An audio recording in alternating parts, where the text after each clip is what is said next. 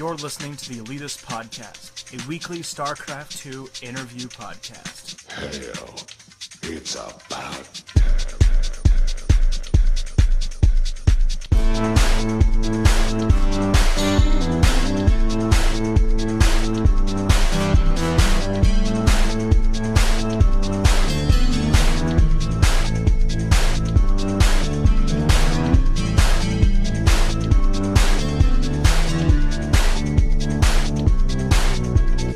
For those of you joining us right now, this is, of course, the Elitist podcast, weekly StarCraft 2 podcast. You know, you guys know all of the predisposition stuff, or if you're new, well, you already got the rundown.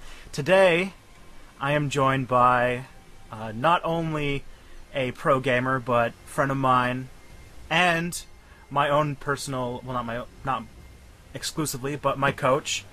Yep. And just a very solid Zerg player, known to a lot of people. This is, of course, Bryce the Machine Bates.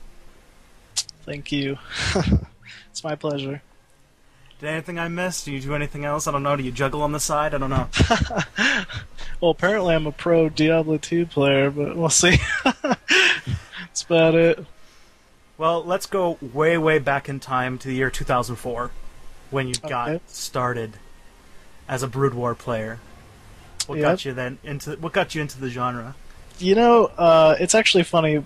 Way back in 2004, I'd never really played video games before. I think I had a Super Nintendo or something, but I mean, I never picked it up. I never played it. And my parents sent me to a summer camp because they both worked during the summer and couldn't watch me. And so they sent me to some summer camp, and for some reason there's a computer lab there. And everyone, I guess, was playing, Brood War when it, a couple years after it first came out. And I went there and I basically got my ass handed to me. And so, I wanted to be better than all my friends. So that's kind of where it got started at, I guess you could say. For the people listening to the stream, I know that it's kind of going in and out right now, but when you share the internet with like 5 other people, you kind of have to deal with it. No one else is downloading, actually. It should be fine. No, my Oh, okay. But it'll all be available as an MP3s, don't worry. So in 2004, you started playing Brood War, and you competed, obviously, with many other American players. You got, they say that your Brood War peak was your time as the top. I think you got in 4th place at the WCG USA. That was your sort of big moment.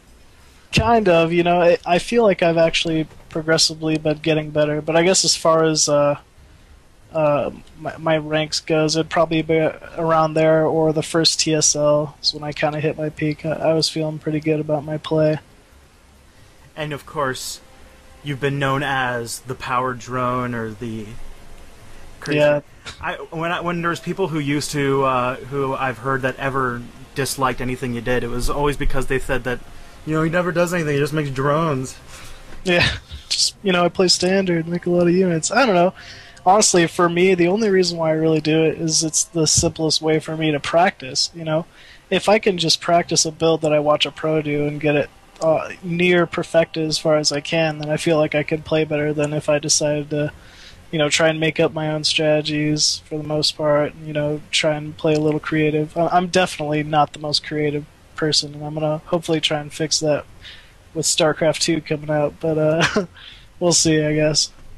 On that note, let's talk about your experience with the beta that we just recently have been deprived of. But it went on from February down. How much did you enjoy that? I got to be honest, I went into the beta, a typical Brood War player, very skeptical, this game will never be better than Brood War kind of a thing. And, I'm not going to say it's going to be better than Brood War, but it has potential, I got to admit.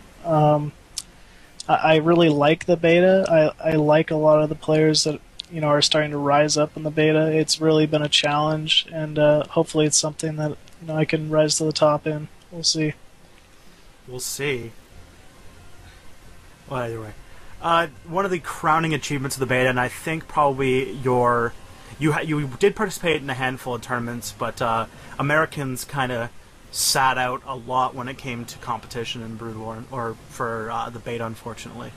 And but you did come into the light, and there's a lot of people who kind of didn't really know you that well, and then you came out with these really awesome best of sevens in the very, very last few days of the beta against this Ukrainian dude. I don't know. You.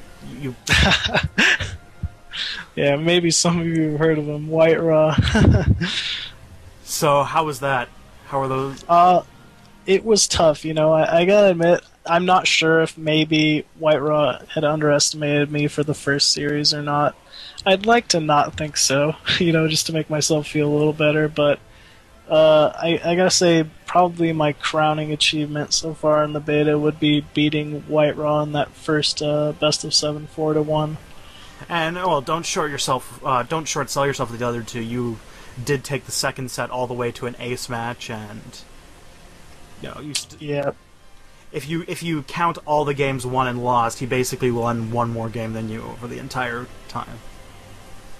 Yeah, I mean, I think I definitely proved that I have the potential to play up there with the top Europe players, and I'm no pushover, and that's all I really wanted to prove. And yeah. I guess you did it. I guess so.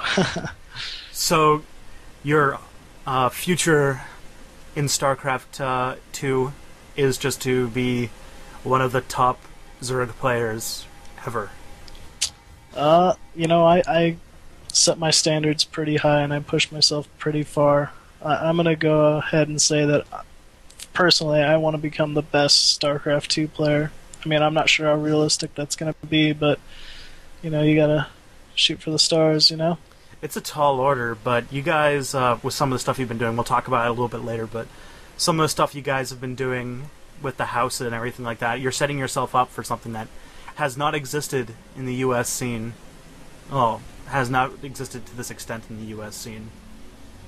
Yep. You know, that was exactly our big advantage. The idea actually came up a couple of years ago. We were thinking about possibly making a house for Brood War, like our team media house. I don't know how familiar you are with the Brood War scene, but basically back then, me, Idra, Artosis, Skew, Nyokin all kind of wanted to get together and make a Brood War pro gamer house, and maybe try and compete with the Koreans in Brood War. You know, looking back at that, it's really unrealistic, but StarCraft 2 got announced, and once again I kind of just brought up the idea, hey you guys, what if we kind of got a house together and train together, and you know, kind of give us an advantage on everybody else. Maybe we could keep up with the Koreans this time, and you know, the idea kind of just stuck, and we slowly pulled it together and finally got a house. Yeah, we'll go into more detail on that when we start talking about EG and everything like that. I do have one listener recommended question. I had got this last night, and I was told that I had to ask you. Okay. And you'll probably know who it's from as soon as I ask the question. What is your favorite thing on the menu at Chipotle? Oh my gosh, that'd be Alex, and that would be definitely the steak fajita burrito. Oh man. Alright, so let's shift focus away from your stuff right now for a little bit, and let's talk a little bit about the website Gosu Coaching. We had Rise on about 5 weeks ago, and he talked a little bit about it, but you're a little bit more on the ground level with that. So, how successful would you say that Gosu Coaching has been? I think it's been pretty successful so far, but you know, it's definitely gone above anything that we thought it was going to as far as the stage it's in.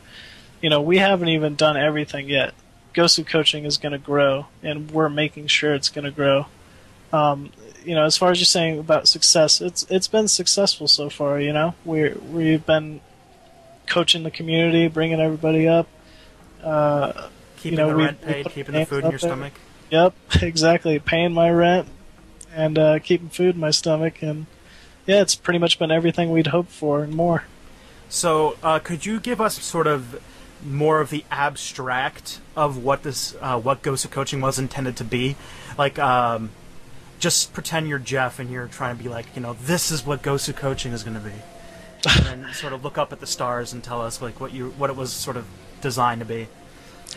Well, it was just something that first we kind of stole from the Halo community. We'd heard that Halo community and Counter-Strike community especially had been doing coaching lessons for money, and we thought, well, with StarCraft 2 coming around, this could open some new doors. We could be at the front of something that's gonna be huge as far as the StarCraft 2 community goes, and just kind of went from there. It wasn't even really my idea. It was mainly Louder and In Controls.